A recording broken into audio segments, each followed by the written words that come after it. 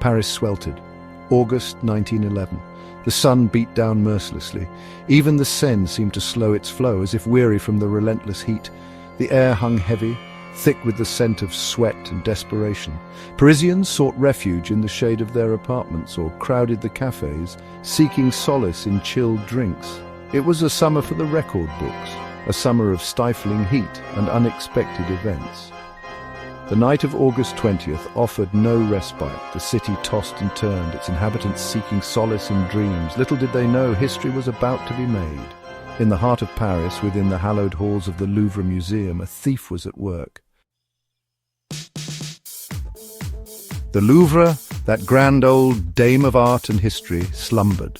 Its vast halls, usually teeming with tourists and art lovers, stood silent. The guards, weary from the heat and lulled by the city's stillness, performed their rounds with mechanical indifference.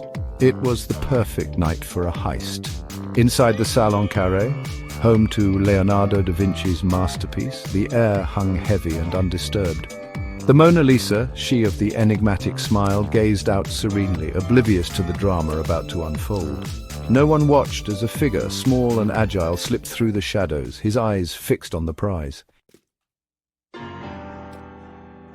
Vincenzo Peruggia, an Italian patriot, a former Louvre employee, a man driven by a singular, audacious goal to return the Mona Lisa to her rightful home, Italy. He moved with a practiced ease, his knowledge of the museum's layout imprinted in his mind. The theft itself was almost disappointingly simple. The Mona Lisa, smaller than many imagined, hung unguarded. Removing the protective case was child's play. He carefully lifted the masterpiece, his heart pounding in his chest. The Mona Lisa was his. The morning dawned like any other. The sun, a fiery orb in the sky, brought with it the promise of another scorching day. Yet within the Louvre's walls, panic was about to break. The Salon Carré stood empty. The Mona Lisa was gone. The guards, their faces etched with disbelief and dawning horror, scrambled to make sense of the impossible. How could this have happened? The world's most famous painting vanished into thin air. The news spread like wildfire, first through the museum's corridors, then across Paris, and finally engulfing the entire world in a wave of shock and disbelief. Section 5. A World Bewildered. The theft of the Mona Lisa sent shockwaves across the globe. Newspapers churned out headlines, each more sensational than the last. Theories abounded. Had the Kaiser orchestrated the theft as a prelude to war? Was it the work of a crazed art collector? Suspects emerged, each more outlandish than the last. Pablo Picasso, the enfant terrible of the art world, briefly found himself under suspicion. The enigmatic occultist Aleister Crowley was also implicated, adding a further layer of intrigue to the already sensational story. The world held its breath, captivated by the audacity of the crime and the mystery of the missing masterpiece. Section 6. Vincenzo Peruggia, a name in the shadows. Lost in the frenzy of speculation, the name Vincenzo Peruggia barely registered. A former Louvre handyman, he was dismissed as an insignificant player in the unfolding drama. Yet, unknown to the world, Peruggia held the key to the mystery. He had taken the Mona Lisa to a small apartment in the heart of Paris. There, hidden in a false-bottomed trunk, lay the world's most famous painting. Peruggia, far from being a master criminal, was a man driven by misguided patriotism.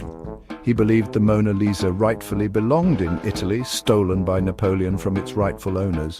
He saw himself not as a thief, but as a hero, a reclaimer of national treasures.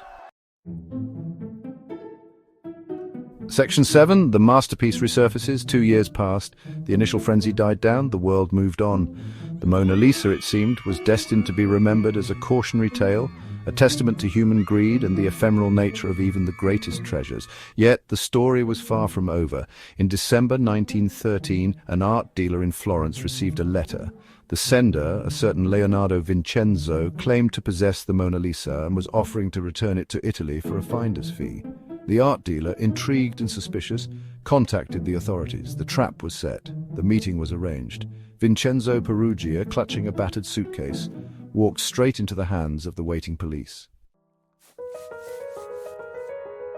Section 8. The Puppet Master. and his game. The recovery of the Mona Lisa sent a collective sigh of relief across the world, but the story took another twist.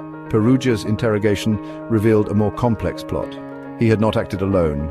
Enter Eduardo de Valfierno, a cunning Argentine conman. De Valfierno had commissioned forgeries of the Mona Lisa, intending to sell them as the original after Perugia's theft created a gap in the art market. Perugia, a mere pawn in his elaborate scheme, was to receive a pittance for his role in the heist. In the end, de Valfierno's plan unraveled. He disappeared, leaving behind a trail of unanswered questions. The Mona Lisa, after a brief victory tour of Italy, returned to the Louvre, her enigmatic smile seemingly wider, her gaze more knowing. The greatest art heist of all time was over.